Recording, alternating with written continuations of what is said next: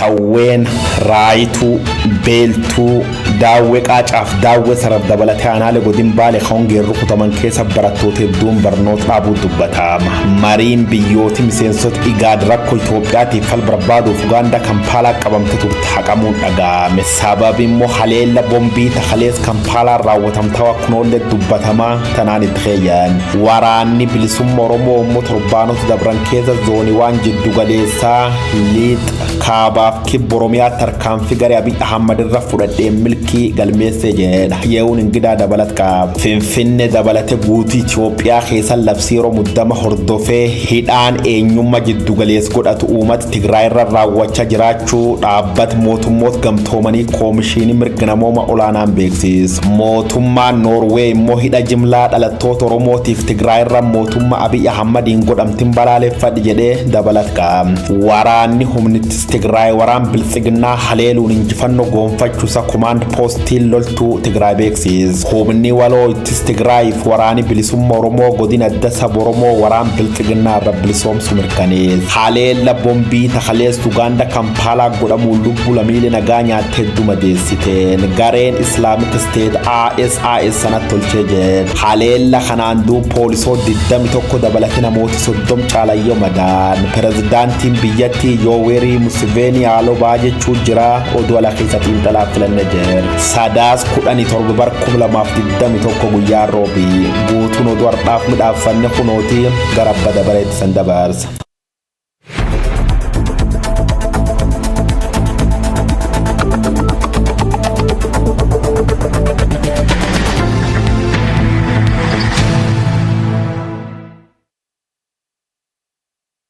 Shamaa daawwattoota Oromiyaa Miidiyaa Neetwoork oduu har'aaf qabnuun isinitti himaa ani Hundaati. Aanaalee godina Baalee bahaa hongeen rukute keessatti barattoonni barnoota isaanii dhaabaa akka jiran jiraattonni himan. Aanaalee sawweenaa raayituu beeltuu daawwee qaachan daawwee sararii fi laga hidhaatti hawaasni sababa hongeen beeladoota ooffatee gara aanaalee baddaatti buqqaa akka jirutu himama. Aanaaleen gammoojjii godinichaa rooba gannaa hin arganne. Ka'umsi hongee kanaa hanqina roobaa ta'us koomishiniin ittisa balaa fi qaamoleen mootummaa dhimmi kun ilaallatu rakkoo kana dursanii hawaasa hin akeekkachiifne. Beellinni baay'een gandoota gammoojjii keessatti sababa kanaan dhumaa jiraachuu hawaasni naannoo OMN itti himaa jiru. Ragaa baay'ina beelladaa fi namoota rakkoo kanaaf saaxilamanii dhoksaa kan jiru mootummaan gama isaatiin rakkoo kanaaf gargaarsa tokkollee gochaa akka hin jirre dubbatu. Aanaaleen hongeen keessa jiru kunneen lagaa fi madda bishaanii hin qabani. Daandiiwwan irraas fagoo jiru. Naannawaa kanatti hawaasni sababa walitti bu'iinsaan naannoo Somaalee irraa waggoota dura buqqeellee hanga ammaa osoo hin qubsiifamin bakkee keessa faca'ee jira. Manneen barnootaa baay'eetti barattoonni nyaata dhabuun barnoota dhaabuuf dirqamaa jiru. Looni gabaa bahanii gatii hin baasan. Sababa kanaaf horsiisee bultoonni hedduun loon qabatanii gara baddaatti buqqa'uun ol godaanaa jiru. Godina Baalee bahaa keessa aanaa daawwee sarar keessa ganda dikee. Harkaan dubarsitee jirti awwala biyyi teenya sun karaa qabdu kararratti waan nuti karaa keessan asiin dura aanaa kennarraa daldaalluun wadala harreeti. Wadalli harree sun bakka jiru lafaatti hafee raqa isaa biraa deemanii jiran. Horsiisee bulaa waan ta'aniif waan aanaan keenya horsiisee bulaa ta'eef rakkoon sun harkaan nu qabdi waan nun fidamnu sun dabartee jirti. Itti aansee taanitti ta'u re'ee jedhanii dur wanni suniin gaara keessatti hin duutu. Wanni sun amma gubattee jirti. Bishaan lafa teennaa duratti marroo roobaa bishaan garbaa dhufa. Bishaan garbaa suniin hin jiran. Bishaan garbaa yeroo isaan dhuman bishaan dhanaanaa akka bishaan roobaatti makaman dhugnee jiran. Bishaan sun ammoo soogda deebi'anii nama garaa muranii saniin dhumu jirti dubartii fi ilmi xiqqaan bahaa inni saniin dhumee jira. Tahoriitii irraa sabbarree jirra gaalli kelee fa'atan sun lafatti hafee bakka jiranii wanni kaasuu jiraniin tifta. Dadhabanii oolii dhiiftee ilmeen kulliin jalaa dhumtee inni goggogee kormaan ala du'ee kun dabree kuntu deemuuf jira. Hayni jirullee gabaa geessanii namarraa fuudha. Wani dabarsisuun beela. Gabbeelaa rabbiin oolaan itti dhaabe. Baatii 8 tiifuun irraan buune kurnyafaa seenuuf amma lakkoomsa kee jira.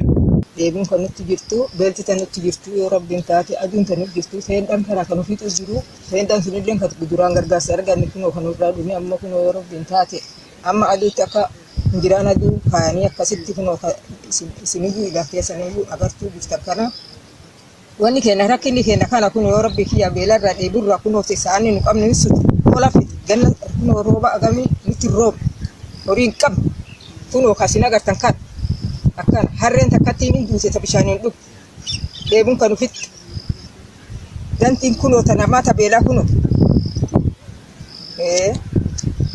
tana eendan ka durraa dhulee barrisee dabre kan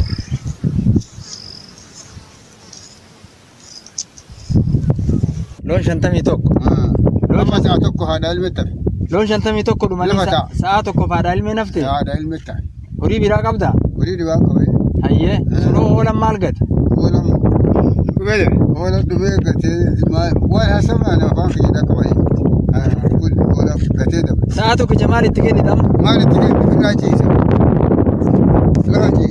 hayyee bishaanoo maal obaaf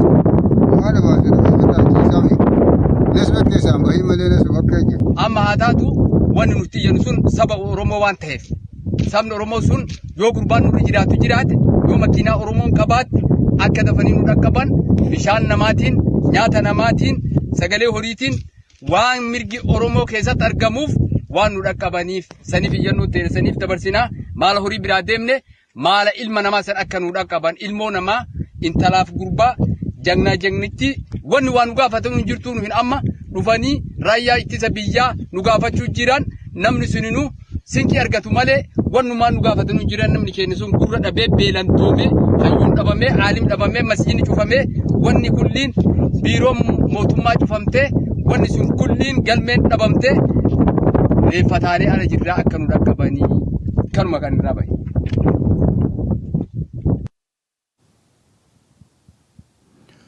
Gara oduuwwanii birootti wayitaa ceenu ammoo waraanni bilisummaa Oromoo torbanoota darban keessa zooniiwwan hundaan tarkaanfilee sirna aangoo irra jiru dadhabsan fudhachuusaa ibse.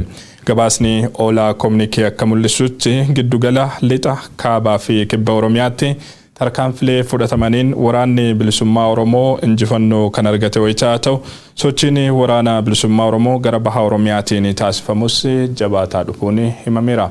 Guutuun gabaasa kanaa itti aanee dhiyaata.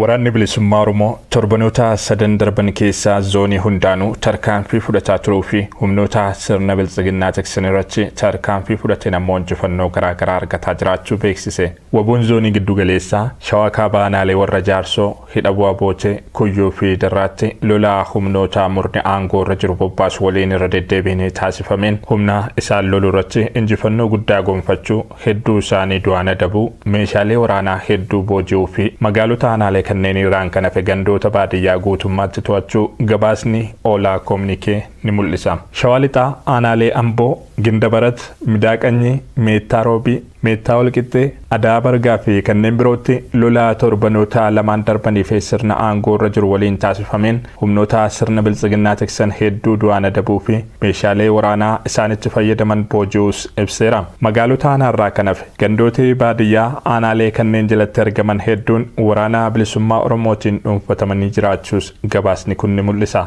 Giddugaluma Oromiyaa aanaalee akka Boosat Dubraa akkasumas magaalota Laga Xaafoo fi Sabbataatti illee torbanoota darban kana keessa waraanni bilisummaa Oromoo tarkaanfii garaagaraa fudhachuusaa waraana sirna aangoo irra jiruuf ergamu hedduus du'aan adabuu fi hedduu ammoo booji'uu gabaasni oolaa koomnikee kun ni agarsiisa. Sochii waraana bilisummaa Oromoo zoonii lixaa ilaalchisuun gabaasni bahe kun akka yerotti waraanni bilisummaa Oromoo godinaalee Wallaggaa Afranuu keessatti humnoota sirna aangoo irra jiru tiksan waliin lola jabaatti jira. Horroo Guduruu Wallaggaa aanaa Abbaay Coomman magaalaa Gabatee Wallagga Bahaa aanaalee Jimmaa Arjoo fi Saasiggaa dabalatee iddoowwan garaagaraatti lolli geggeeffamuu kan ibsu gabaasni kun sochiin hannichatti taasifamaa jiruun daandii Naqamtee Baakkoo dabalatee iddoowwan magaalaa Naqamtee guutummaatti to'achuuf isa dandeessisan qabatee jiraachuus ibseera. Qellee Wallaggaatti kan argamtu aanaan Gidaamii akkasumas Wallagga Lixaa keessatti kan argaman aanaaleen Begii fi Qondaalaa torbanoota darban keessa guutummaatti waboon to'atamuu kan eeru gabaasni oolaa koomnikee kun magaalaa godina Wallagga Lixaa kan taate Gimbii to'achuuf itti marsee jiraachuu ibseera.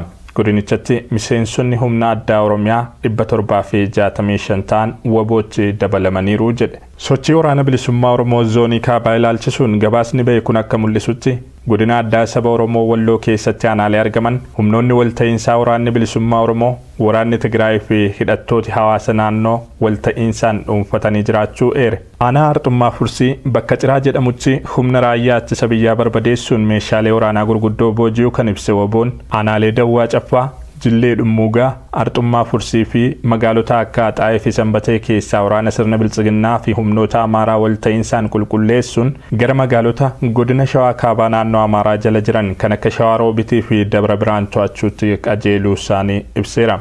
Gama zoonii kibbaatiin aanaalee Goorodoolaa fi Waadara jidduutti lolli geggeeffamu lola tureen ammoo humnoota sirna aangoo irra jiru Tiksan irraa 20 ajjeefamuu fi 8 madaa'uu eera gabaasni kun sochiin magaalaa Nagellee guutummaatti to'achuuf taasifamus itti fufee jira jedhe. Aanaa Liiban iddoowwan Mugaayyoo fi Dhakaa Qallaa jedhamanichis lolli turuu waraanni sirnichaa 24 fi konkolaattonni isaanii barbadaa'uu ibsa gabaasichi. Sochiin waraana bilisummaa Oromoo zooniiwwan lixaa giddugaleessa kaabaa fi kibba Oromiyaatti taasifamaa jiru kun gara baha Oromiyaattis babal'ateera. Baha Oromiyaa aanaa mi'eessuutti tarkaanfii humni furgaatu waraana bilisummaa Oromoo tibbana fudhateen waraanni sirna aangoo irra jiru 20 caalan barbadaa'uu kan eeru gabaasni kun meeshaalee waraanaa sirnichi itti fayyadamaa ture booji'amuus ibseera. Tarkaanfii aanaa mi'eessuutti fudhatame kana OMN miseensota waraana bilisummaa Oromoo Cibraa Ilmoo Qilxuu dubbisuun gabaasuunsaas ni yaadatama. Injifannoo waraanni bilisummaa Oromoo zooniiwwan hundaan galmeessaa jiraachuu ibsa kana ilaalchisuun gama sirna aangoo irra jiruutiin hanga oduun kun qindaa'etti deebiin kenname jiraachuudha baatus dhiheenyuma kana koomishiniin poolisii Oromiyaa humna shanii ittiin jedhu kana irratti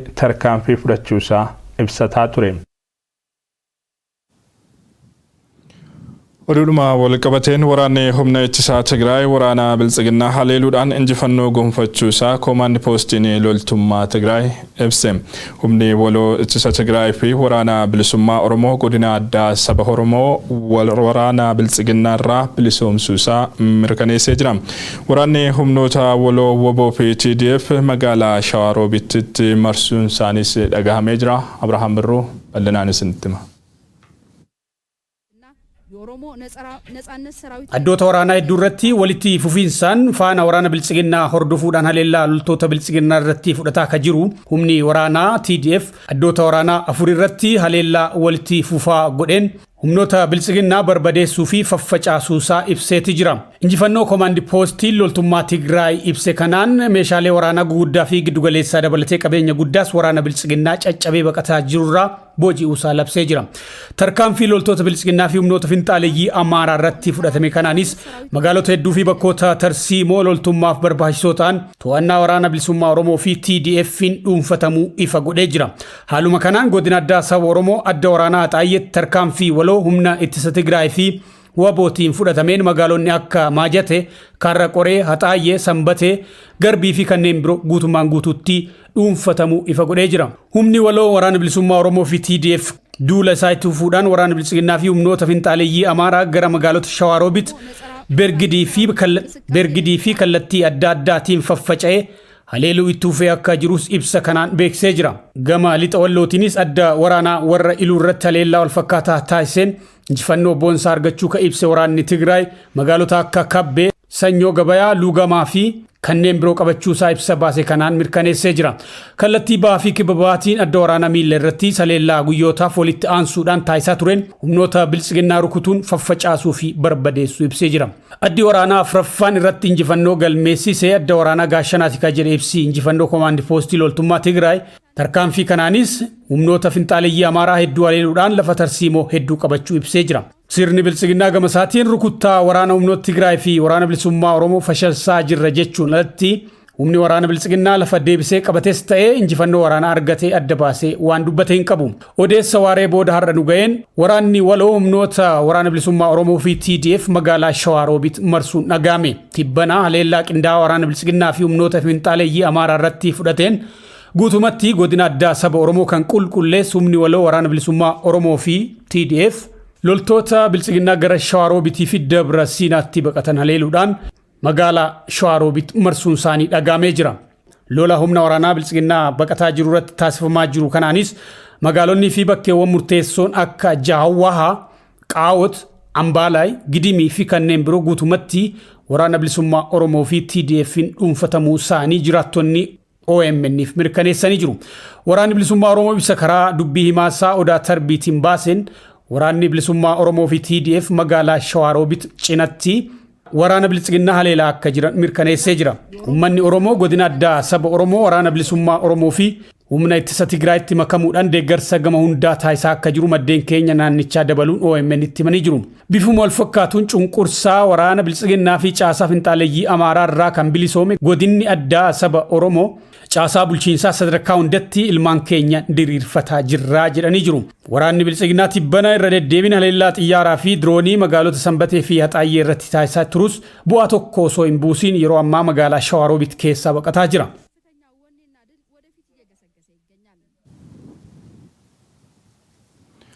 Garoodiiwwan birootti wayitaa ceenu ammoo Finfinnee dabalatee guutuu Itoophiyaa keessatti labsii yeroo muddamaa kan ji'oota 6 labsame hordofee hidhaan eenyummaa giddugala godhate dhalattoota Tigraay irratti raawwachaa jiraachuu dhaabbata mootummoota gamtoomaniitti koomishiniin mirga namoomaa olaanaan beeksise. Gochi kun hatattamaan dhaabbachuu baannaan biyyattii diigumsaa fi qoqqoodiinsa hamaatti geessuu danda'a kan jedhan dureen dhaabbatichaa Antonio Guterres mootummaan Itoophiyaa hojjettoota kiyya kan dabaan hidhee jirus hiikuu qabaa jechuun gaafataniiru. Guyyoo Waariyoo gabaasa Reuters fi Al Jazeera irraa argate akka itti qindeesse. UN and humanitarian sources say they were arrested during government raids targeting Tigrayans. Labsii yeroo muddama khasirni bilxiginnaa dhiyootan baas hordofee namooti 60,000 lakkaa'aman Itoophiyaa keessa gosaan fo'amuun hidhama jiran ka jedhu dhaabbati biyyoota gamtoomanii United Nation. Wanni ta'uu jira hunaad mala jechuun quufdhab qabibsaat. Waraan kaab Itoophiyaa waggaa tokko liifa Abiy Ahmadiif Dabratsiyoon jidduu godhama jiruun kumni hedduun ijjeefamanii 60,000 madaawaan. Dubartoota hedduun gudeedamuun baay'ee nyaataman. Abiy qondaaltota TPLF garijjeesuun kaan immoo baqatan. Waggoottan 27 booda biyyiti wayyaanee faan Maqalee weeraramuun 8 keessa marroon tamaara taat. Lafqeessi waraan labsabbaan gadaa waraan eebbisu. Bisheekii waraan bobbaas kamidiyaan biyyattii waraan leellisu. Itiyoophiyaan kabajilmaan nama mulquun gos nama gatuu jirti jedhan. Ethiopia declared a state of emergency earlier this month after rebellious forces from the northern Tigray region and their allies threatened to march on the capital. Waraan kaab Itoophiyaa waggaa ol godhamuun umnittis Tigraay waraan bilisummaa Oromoo waliin ta'u magaalota naannoo Amaaraa hedduu dhuunfachuun malikeen Finfinnee jechuu hordofee mootummaan Abiy Ahmad uummata qulqulluu gaaga'uun hidhaan buxe baasuu jira jedhan. Diinagdeen biyyattii qooba nageenyilleen furdaa. Biyyiti badhaafama Noobeelii Addis Ababaa waraanaan huqqattee waan bobbosti fakkaate. Aduun sidhiinaa waraabessi nyaatee abamte humnaan dirree waraanaa geeffamu hang waraan hidhatte lafee guutuu uummati biyyattii jiruun akka itti dhoofti maata. Finfinnee dabalate guutuu biyyattii keessa labsii yeroo muddama hajijaaf turtu jedham jalqabu hordofee hidhaan eenyummaa jiddu galeessa godhatu uummata nagaa irra raawwachaa jiraachuu koomishiniin mirga namoomaa Itoophiyaa beeksise ture. Tigree taanaan badde Oromoo taate biltsiginna faarsu baannaan nyaatamtee jedhu warri OMN armaan durtu beeze. Where the country says it will punish United Nations or African Union staff who break the law. Poolisiif qaamoleen nageenya gaafi tokko maliman kan keessa hatta'u haga qabdesi hidhuun mirgii hin kennaminiif hin jiru. Kanaaf addunyaan guutuun soda nageenya irra haylamiilee siicuuf godaansisuun biyya Abiy Ahmad Itoophiyaa keessa baqachuu irratti argama. Naannoo torbaan tokkinguun qof keessa namooti 60,000 caalan keessumatti immoo dhalattoota Tigraay jiblaan hidhama jira jedha dhaabbata biyyoota gamtoomanii koomishiniin mirga namoomaa gochi kun dhaabbachuu baannaan qoqqoodisaaf rakkoo hamtuuf biyyattii saaxil jechuun akeekachiisa. Waan dhibi lakkisaa hojii gargaarsa namooma tokkollee Itoophiyaa keessatti dalaguu hin dandeenye jedha dhaabbati Guterres United Nation. Hojjettooti gargaarsati hedduun sabab dhalattoota Tigree ta'aniif dabaawwan na jala hidhamaniif warra kayyoo balleessa qabaatan raga qabatama waliin himachuu ta'uu baannaan hatattamaan ka gad lakkifamanii jechuun gaafachuu jira. The men with guns are bringing starvation once again to Ethiopia.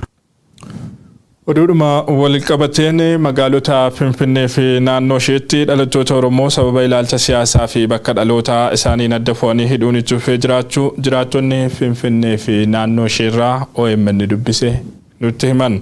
Labsiin yeroo muddamaa erga labsamee as magaalota Finfinnee, Buraayyuu, Sabbataa, Sulultaa fi Laga Xaafoo dabalatee iddoowwan garaagaraatti hidhaa fi dararaan sirni aangoo irra jiru dhalattoota Oromoo gandaa fi ilaalcha siyaasaan qoqqooduun raawwatu hammaatee jiraachuu himaniiru.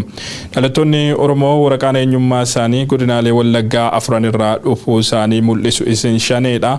Shanee waliin hidhata qabdu, shanee deeggartuu jedhamuun battalumatti gara mana hidhaa geeffamuu kan jedhan maddeen odeeffannoo keenya. Sababa kanaan dhiibbaa jabaa jala jirra jedhu. Gama biroon namoonni miseensotaa fi deeggartoota adda bilisummaa Oromoo fi Koongireesii Federaalistii Oromoo ta'anis addatti irratti fuulleffatamuun hidhaa fi dararaa garaagaraa fi saaxilamaa jiraachuun ibsameera. Qondaallee siyaasaa Baawoo Yaasoo Kabbabaa namoota siyaasaa tibbana qabamanii hidhaman keessaati. Odeeffannoon OMN qaqqabe akka mul'isutti qondaalli siyaasaa fi barreessaa Yaasoo Kabbabaa tibbana kitaaba haaraa maxxansiisuuf osoo sochiitti jiru magaalaa Finfinnee keessaa humna tikaa mootummaatiin butamee hidhameera. Namni kun kana duras waggoota 2 oliif hidhamee gadi lakkifamuunsaa waan yaadatamu. Gama biroon namoonni manneen hidhaa sirnichaa garaagaraatti hidhamanii jiran haalli qabiinsa isaanii yaaddessaa ta'uutu himama. Magaalaa Finfinnee keessaa ji'oota muraasaan dura humnoota tikaatiin kan butame artist Daani'eel Gammadaa yookaan Karadeemaa fi obboleessisaa Yoonaas Gammadaa dabalatee namoonni yookaan dhalattoonni Oromoo 195 ta'an mana hidhaa dhiphoo godina Shawaa Lixaa aanaa Daabargaa magaalaa Incinniitti argamutti hidhamanii dararaa garaagaraa argaa jiraachuu OMN odeeffateera. Artist Daani'eel yookaan Karadeemaa dabalatee namoonni mana hidhichaatti argaman iddoowwan garaagaraatti dararaa suukanneessaan erga irratti raawwatameen booda gara mana hidhaa Hincinnii geeffamuu isaanii haalli achitti isaan mudataa jirus hammaataa ta'uu fi mana murtiitti illee kan hin dhiyeeffamne ta'uu himameera. Haluma wal fakkaatuun hidhaa jumlaa dhalattoota Oromoo fi Tigraay irratti mootummaa Itiyoophiyaatiin raawwatamaa jiru akka balaaleffatu mootummaan Noorweey beeksise. Dhalattoonni Oromoo fi Tigraay daa'imman kichuu hanga maanguddoo buleeyyiitti sababa eenyummaan hidhamaa jiru kan jedhu ibsi ministeera dantaa alaa Noorweey hidhamtoonni saffisaan mana murtiitti dhiyaachuun wanti yakkan beekamuu qabaa jedheera. Karaa biraatiin waraanni Itiyoophiyaa keessaa haal duree tokko malee dhaabbatee ulaan deeggarsa namoomaa akka banamu waamicha goonaa jedha ibsi mootummaa Noorweey kun.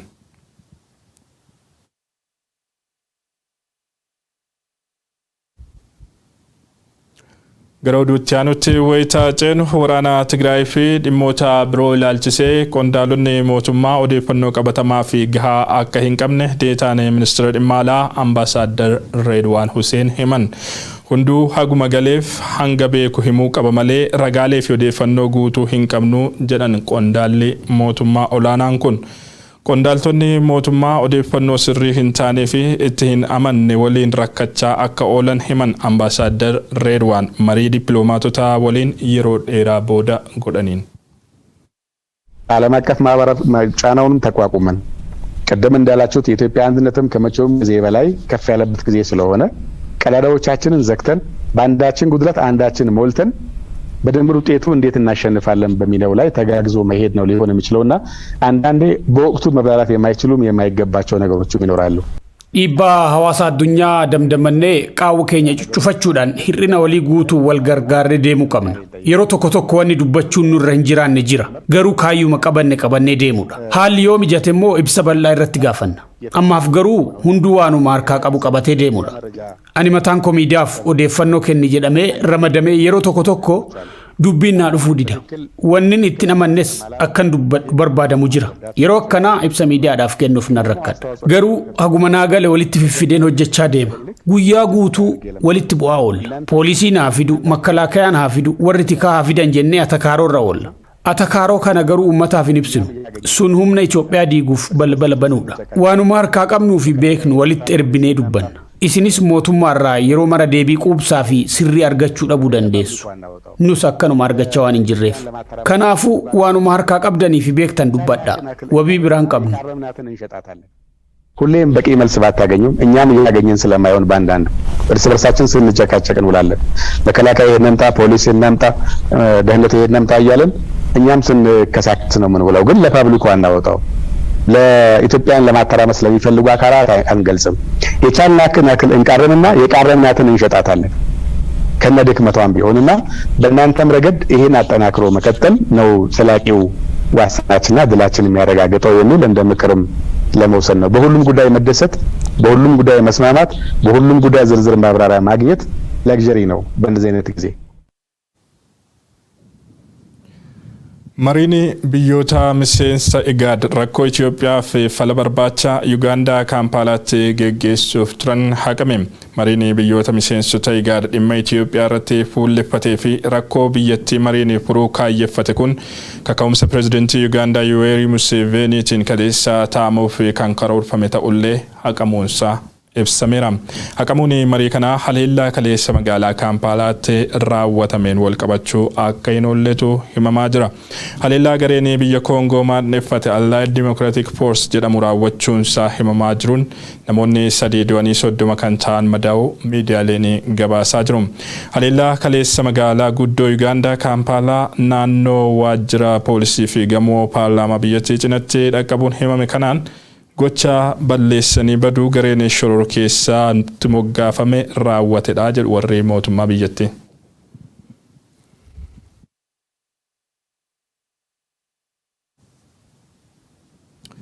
Oduudhuma wal qabateen haleellaa boombii lama kan kibxata kaleessaa magaalaa guddoo Yugaandaa Kaampaalaa keessatti dhohuun lubbuu namoota 3 galaafatee 30 ol immoo madeesseef mootummaan biyyattii garee ADF jechuunis Allied Democratic Force kan baha Koongoo keessaa socho'u himatus ISIS gocha kana anatu raawwatee jechuun itti gaafatamaa fudhateera. Yugaandaatti haleellaa wal fakkaatu kan biroon raawwatamuu waan danda'uuf hojiin eegumsaa cimee kan itti fufe yommuu ta'u pirezidantiin biyyattii Yoweri Museveni garee kana ni balleessinaa jechuun dhaadatan. Guyyoo Waariyoo balleessee isinitti hima.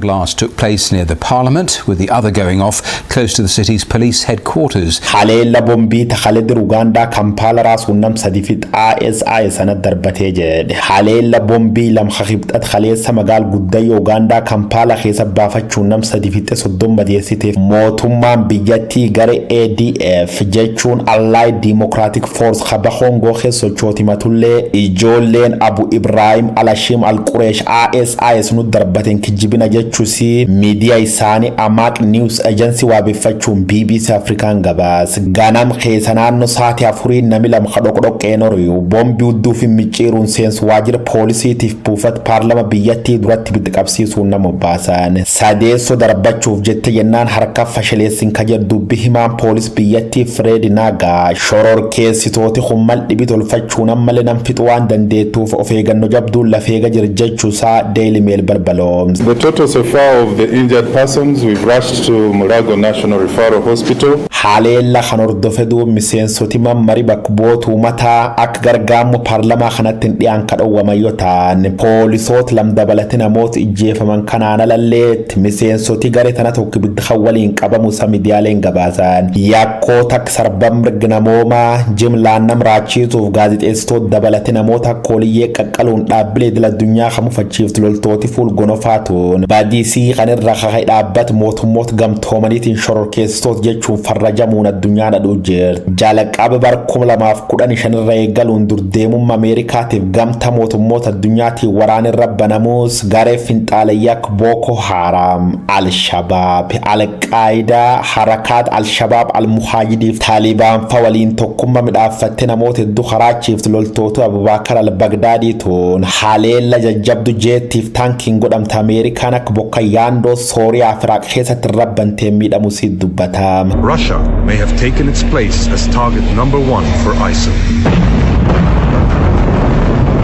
Gareen tunamman maaliif Uganda haleelu akka barbaadu wanni beekam jiraachuu baatullee dhiyoo tanas mootummaan biyyattii wargaree tanaan waltidhat qaban hedduu hidhuusaa dubbatam. Hangammaa taleella kanaan wal qabatee wanni fa beekam jiraachuu baatullee warri miidhaman 30 keessa 21 poolisii biyyattii ta'uu dhaabbatii fannoo diimaa ragabaay. Laf dheed gabayaa hoteela moona gaariitiif laf namitti baay'at kamuu ilma xaqootiin ilaaltanii qorqorachuu qabdan ka jedha pirezidaantiin biyyattii Yooweerii Kaagita Museveni garee tan bakkisiin seenti coof gulseene balleessin jechuun dhaadaati. Hooggantoota akka Abu Ibrahim Al-Shiim Al-Qureesh, Abu Muhammad Al-Shimhaalii, Abdullaahi Qaardaash, Taariq Muhammad Al-Jarbaa, Feesaal Ahmad Al-Zarhaanii, Abu Ahmad Alawaaniitiif Abubakar Al-Bagdaadii fakadhabdi gareen tun finciltoota olla keessa hedduu jaarrachuun gaafa Afrikaa hangooluuf qophii ta'uusii dubbatama. Eesaaf yoomiin gaafii Itiyoophiyaa, Eertiraaf Suudaan dabalatee biyyooti gaafa Afrikaa